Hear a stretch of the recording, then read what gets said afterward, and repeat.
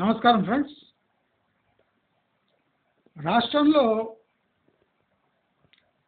ఎక్కడ చూసినా నిరుద్యోగులు దర్శనమిస్తున్నట్టు కనిపిస్తున్నారు. అంటే రాష్ట్రంలో ఒక అంచనా వేసుకుంటే నియర్లీ ఒక 30 లక్షల నిరుద్యోగులు ఉంటారు. అంటే ఈ నిరుద్యోగులు సుమారు 30 లక్షల నిరుద్యోగులు, దాంట్లో 10 మంది జాబ్ ప్రయత్నం విరమించుకొని ఉంటారు. అంటే ఏజ్ పైబడి ఇక మనము అప్లై చేసుకున్నా జాబ్స్ రావు అని ఓ 10 లక్షల మంది విరమించుకొని ఉంటారు. ఒక 20 లక్షల మంది పైచిలుకే, అంటే ఇవి రఫ్ ఎస్టిమేట్స్, లెక్కేసుకుంటే ఇంకా ఎక్కువ ఉంటారు. ఒక 20 లక్షల మంది ఈ రోజుకు జాబ్ కోసం తీవ్రంగా శ్రమిస్తూ ఉంటారు. కానీ మనం ఆలోచించుకోవాల్సింది అసలు ఏ జాబ్ కోసం. మనం ఒకసారి గమనిస్తే ప్రభుత్వ శాఖ జాబుల్లో ఈ పెద్ద పోస్టులు చూసుకుంటే దాదాపు ఒక 20,000కు ఎక్కువ పోస్టులు ఉండవు. అంటే high paying jobs government sector. దాంట్లో గవర్నమెంట్ లిస్ట్ చేసిన జాబ్స్ ఒక 5,000 ఉంటాయి, 5,000. దాంట్లో ప్రాక్టికల్గా జాబ్ ఇచ్చేది ఒక 2,500, 3,000 మందికి. మరి ఖాళీలున్న ప్రభుత్వము వీళ్ళని ఎందుకు నియమించుకుంటలేదు? ఇది ఒక బర్నింగ్ క్వశ్చన్. కానీ ఈ క్వశ్చన్కి ఆన్సర్ గవర్నమెంట్ దగ్గర లేదు, మనము వెతకొద్దు. ప్రాక్టికల్గా దీనికి కారణము ఈ నిరుద్యోగులను కన్నా తల్లిదండ్రుల దగ్గరనే జవాబు వెతకాలి.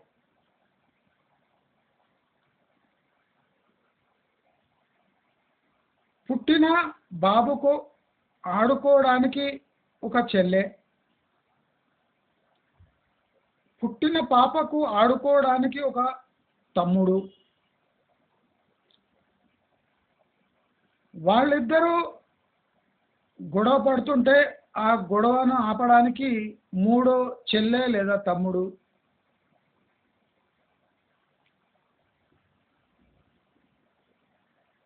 ఇద్దరు సరిపోరు, ఓ 3, 4 ఉంటే ఇల్లు కలకలలాడుతుంటుందని కొంతమంది అనుకోవడం.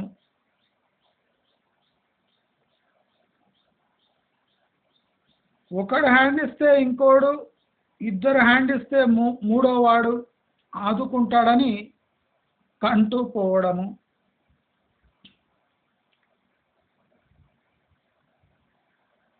అంటే ఈ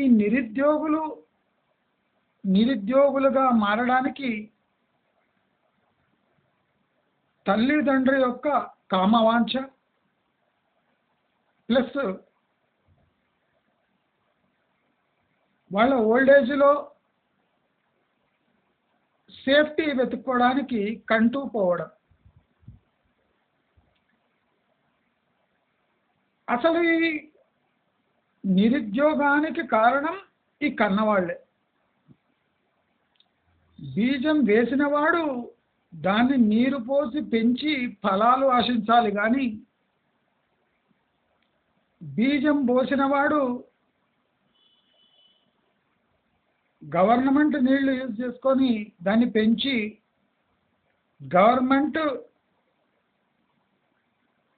ఫలాలు వచ్చే వరకు దాన్ని కాపాడి ఫలాలు తాను తిందామని ఆశపడ్డందుకే ఈ లక్షల సంఖ్యలో నిరుద్యోగులు ఈ రాష్ట్రంలో దేశంలో పుడుతూ ఉన్నారు.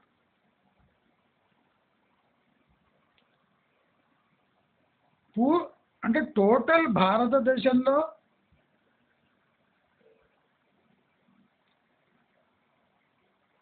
ఈ జీతాని కోసం చేసే బిచ్చగాళ్ల సంఖ్య తెలంగాణలోనే ఎక్కువ ఉంది.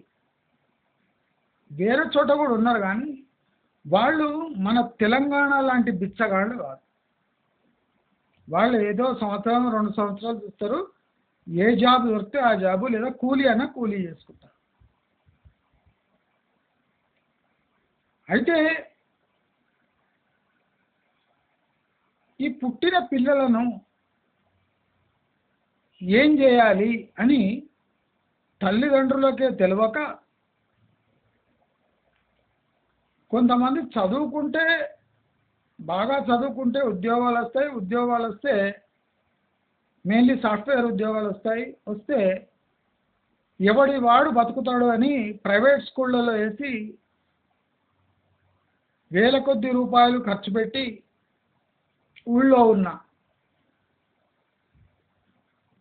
అంటే నీకున్న పొలంలో నీ రాబడెంత, నీవు అసలు వాడిని ప్రైవేట్ స్కూల్లో వేయాలా అని కూడా ఆలోచించకుండా ప్రైవేట్ స్కూల్లో వేసి వాళ్ళు ఆశలు రేకెత్తించి సిటీ హాస్టళ్లలో పెట్టి వాడితో పెద్ద ఐఏఎస్ ఆఫీసర్ కావాలని అనవసరంగా కలలు కానీ వాడు గ్రూప్ 1, గ్రూప్ 2, గ్రూప్ 3 అడ్డమైన పోస్టులకు ఏది దొరకకుంటే డిఎస్సి, టీటీసీ అడ్డమైన ట్రైనింగ్లు చేసి, అంటే తనకు సంబంధం లేని సెక్టర్లలో అప్లికేషన్లు పెట్టి ఎంట్రన్స్లు రాసి ఎంట్రన్స్లో క్వాలిఫై అయితే వాడికి జాబు రావాలని ఆశపడటం హాస్యాస్పదం. 20-30 లక్షల మందికి ఉద్యోగాలు లేకపోతే పోస్టులు 2000 ఉంటే మరి 29,90,000 పైచిలుకు చిల్లర మంది ఆ 2,500 పోస్టులు భర్తీ తర్వాత నిరుద్యోగులే కదా. మళ్ళీ వాళ్ళ పోరాటం, పోస్టుల కోసం ఆరాటం. అయితే ఈ పోరాటం వల్ల ఏమైనా ఫలితాలు ఉంటాయా? మనం ఆలోచిస్తే ఈ పోరాటం వల్ల గవర్నమెంట్ అలర్ట్ అయిపోయి అసలు ఇంకా నోటిఫికేషన్ ఇవ్వడం మానేస్తుంది. నోటిఫికేషన్ వల్ల ప్రజా వ్యతిరేకత వస్తుంది అని గమనిస్తే గవర్నమెంట్ నోటిఫికేషన్ ఇవ్వడం మానేస్తుంది.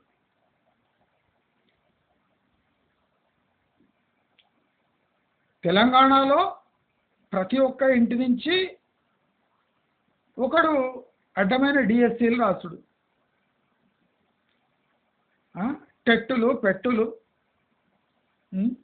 అవేం ఎట్లా అనుకొని ప్రతి ఇంటి నుంచి ఒకడు టెట్ రాస్తాడు, ప్రతి ఒక్క డిఎస్సి రాస్తాడు, ప్రతి ఒక్కడు టీచరేనా? అసలు ఈ టీచర్ జాబ్స్ ఎందుకు కొనుక్కుంటున్నారు జనాలు అంటే, సమ్మర్ హాలిడేస్ 2 నెలలు, సంవత్సరంలో సగం రోజులు కూడా పని చేయకుండా 325 రోజుల జీతం తీసుకోవచ్చు, రిటైర్ అయిన తర్వాత పెన్షన్ పొందొచ్చు. అంటే పిల్లల జీవితంతోని ఆడుకొని డబ్బులు సంపాదించే పోస్టులకే డిమాండ్ ఎక్కువ. సరే, గ్రూప్ 1లు గ్రూప్ 2లు రాసిన పెద్ద మనుషులు తమ పోస్టులో చేరినాక ఏమైనా ఉద్ధరిస్తారా దేశాన్ని అంటే, ఈ జాబ్ దొరకని కసంతా ప్రజల మీద దొబ్బి బల్ల కింద చేతులు పెట్టి తాము పడ్డ శ్రమంతా ఇంకో విధంగా రాబడతారు సొసైటీ నుంచి. దానికి వీళ్ళ ఆరాటం. మనము దేశవ్యాప్తంగా నిరుద్యోగులను ఆందోళనను చూస్తే తెలంగాణలో ఉన్నంత బిచ్చగాళ్ళు, జీత బిచ్చగాళ్ళు మనకెక్కడ కనిపించరు.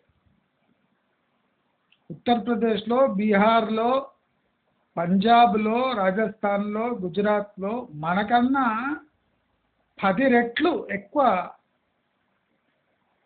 నిరుద్యోగ ప్రాబ్లం ఉంది.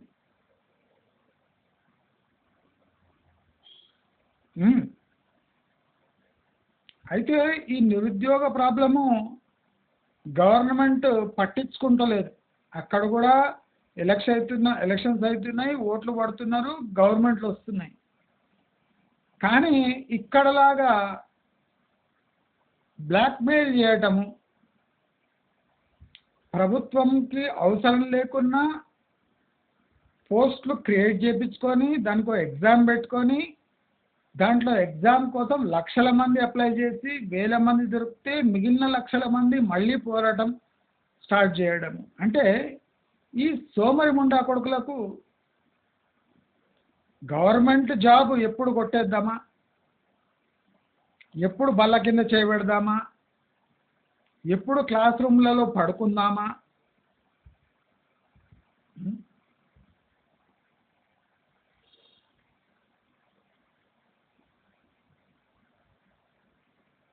స్కూల్లో, గవర్నమెంట్ స్కూల్లో ఒక టీచర్ ట్రాన్స్ఫర్ అయి వచ్చిన మొదటి రోజు పిల్లల ముందు తనకు వస్తున్న జీతము, తన 10 ఏళ్లకున్న బంగారు ఉంగరాలు, తనకున్న ఆస్తి చిట్టా మొత్తము ఫస్ట్ డే పిల్లలకు చెప్పాడట.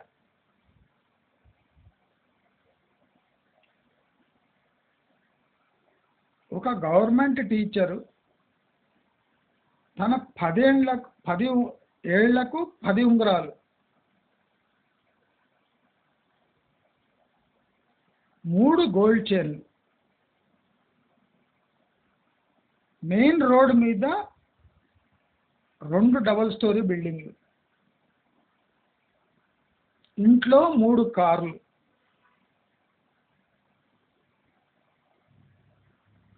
ఆయన అన్నది చాలా విచిత్రంగా ఉంది. ఇంకో మాట, నేను క్లాసుకు వచ్చినట్టే వచ్చి ఏ క్లాసు తీసుకోకుండా కొన్ని ఏళ్లుగా నేను డ్యూటీ చేస్తున్నా.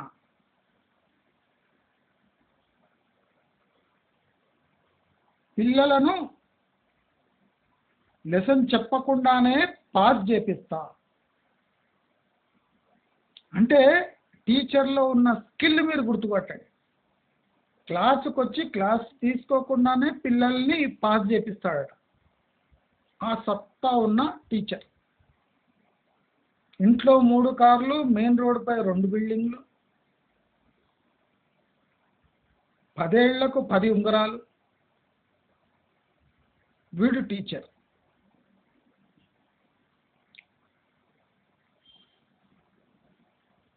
అంటే ఈ డిఎస్సీలు, బిఎస్సీలు, టీటీసీలు అడ్డమైనవని పాస్ అయ్యి టెట్టులు పిట్టులు రాసి గవర్నమెంట్ జాబ్లో జాయిన్ అయితే చాలు.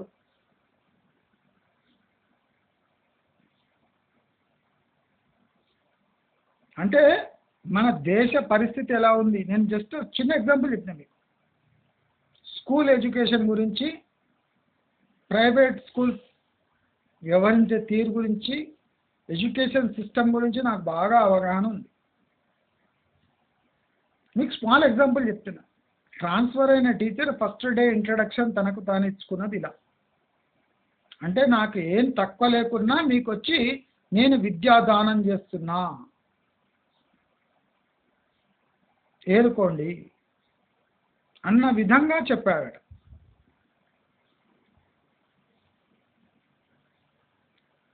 ఇప్పుడు రాష్ట్రంలో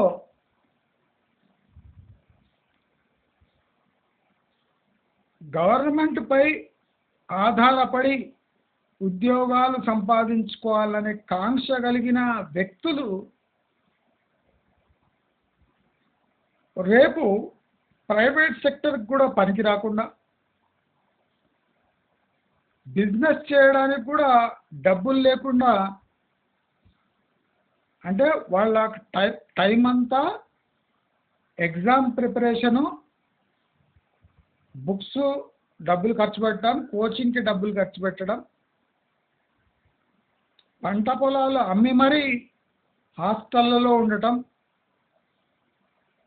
ఏండ్లకు ఏండ్లు ఎగ్జామ్లు రాస్తూ, ఇక మనము గవర్నమెంట్ జాబే కాకుండా ప్రైవేట్ జాబ్ కూడా పనికిరాము. ఒక ఇంట్రెస్టింగ్ విషయం ఏమంటే ఈ డిఎస్సీలు, టెట్లు, గ్రూప్ 4, గ్రూప్ 3, గ్రూప్ 2 రాసిన వాళ్ళు కొంత టైం తర్వాత మేము గత 10 ఏళ్లుగా ఇవన్నీ అటెంప్ట్ చేస్తున్నాము, ఇప్పుడు మా దగ్గర స్కిల్స్ లేవు, మేము ఏమీ చేయలేము, కాబట్టి గవర్నమెంట్ మాకు ఒక 15-20 వేలు కారుణ్య భృతి, అంటే దయతో ఒక 20 వేలు భృతి ఇవ్వాలంట వీళ్ళకి. ఎందుకంటే 10 ఏళ్లుగా వీళ్ళు రాసిన ఎగ్జామ్ రాస్తూనే ఉన్నారు, అపాయింట్మెంట్స్ జరగటం లేదు, చాలామంది ఫెయిల్ అవుతూ ఉన్నారు, మళ్ళీ అటెంప్ట్ చేస్తూ ఉన్నారు. సో ఈ ప్రక్రియ జరుగుతూ 10-15 ఏళ్ళు గడిచిపోయాయి. సో దీనికి గవర్నమెంటే రెస్పాన్సిబుల్ కనుక ఒక 15-20 వేలు కారుణ్య భృతి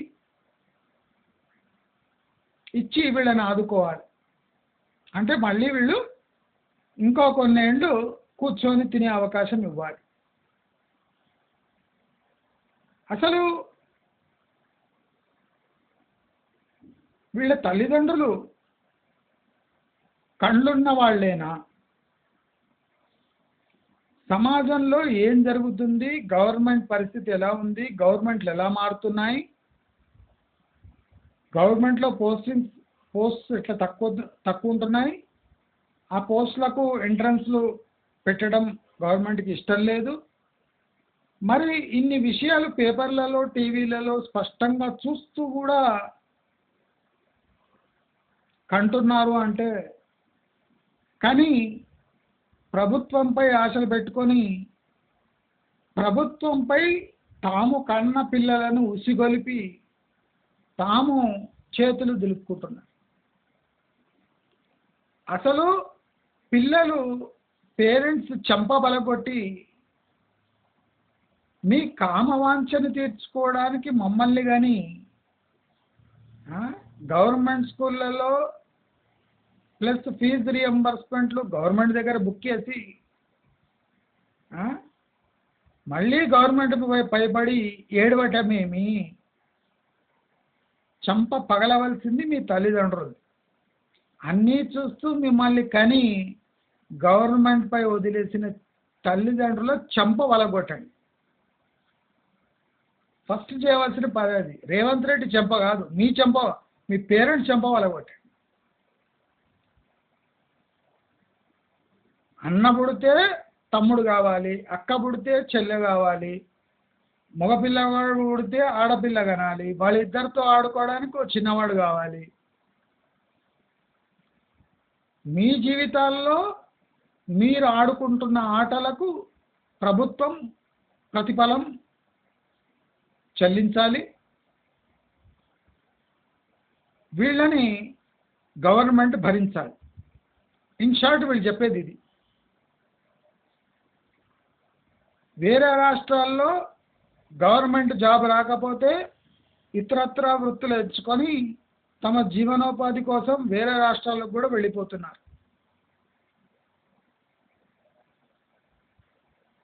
నేను నా డిగ్రీ ఫైనల్ ఇయర్లో ఉన్నప్పుడు ఒక కోర్స్ చేశాను, గార్మెంట్స్ టెక్నాలజీ రిలేటెడ్ కోర్స్. ఆ కోర్సు ఆ రోజు 1200 including material from central government. అంటే మనం ఒక బుక్ తీసుకోపోతే చాలు, మెటీరియల్తో సహా ట్రైనింగ్తో సహా ప్లేస్మెంట్తో సహా 1200కు మాత్రమే. ఆ కోర్సు 6 నెలల కోర్సు 1200 మాత్రమే.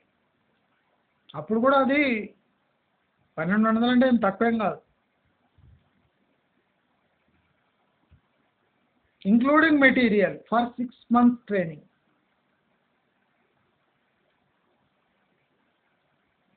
నాకు పెద్దగా అనిపించింది కానీ 1200 నథింగ్ అనిపించింది ఆ కోర్స్ కంప్లీట్ చేసిన తర్వాత. 1200కు 6 నెలల శిక్షణ ఇంక్లూడింగ్ మెటీరియల్. మేము పెట్టిన పెట్టుబడి 2 నెలల్లో తీసేసాం. నా తోటి డిగ్రీ విద్యార్థులు నిరుద్యోగులుగా మారిపోయారు. ఎందుకంటే ఎవరికి ఆ గార్మెంట్ రిలేటెడ్ టెక్నాలజీ కోర్స్ చేయడంలో నామోష్.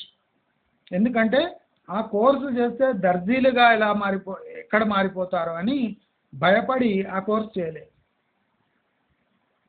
మరి ఆ కోర్సు చేసినాక తెలంగాణలో ఏమైనా జాబ్స్ ఉన్నాయా అంటే లేనే లేవు.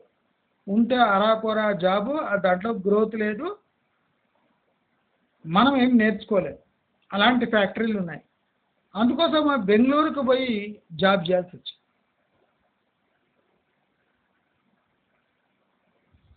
ప్రభుత్వం వైపు లేదా ప్రభుత్వ జాబ్స్ పడతాయి అంటే నేను ఇంకో 15 ఏళ్ళు ఖాళీగా ఉండాల్సిన పరిస్థితి ఉండే, 15-20 ఏళ్ళు. అదే ఒక 1200 రూపాయల కోర్సు చేసి సెంట్రల్ గవర్నమెంట్ది నేను ఒక స్థాయిలో వెలిగాను బెంగళూరులో. అంటే మనం చేసిన కోర్సుకు ఇక్కడ విలువ లేదు,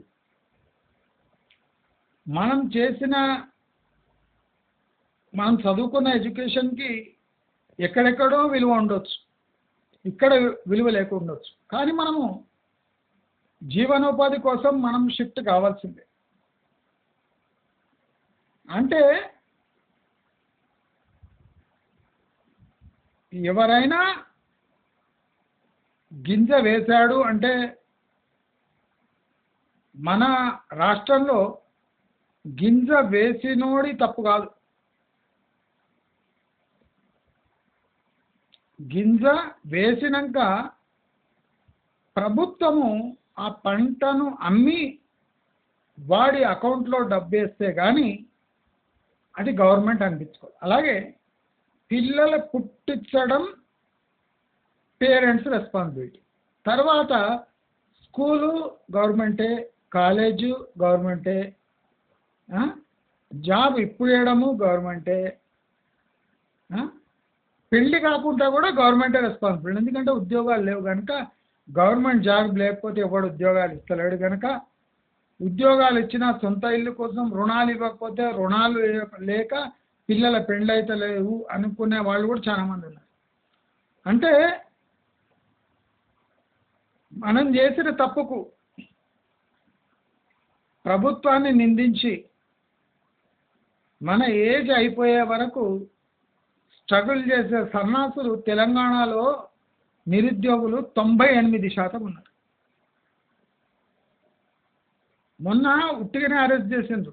అరెస్ట్ చేయొద్దు, వీళ్ళని లాఠీ చార్జ్ చేసి తన్ని ఫ్రీ పాస్, బస్ పాస్ ఇచ్చి వాళ్ళ ఊళ్ళకి దొబ్బేయాలి.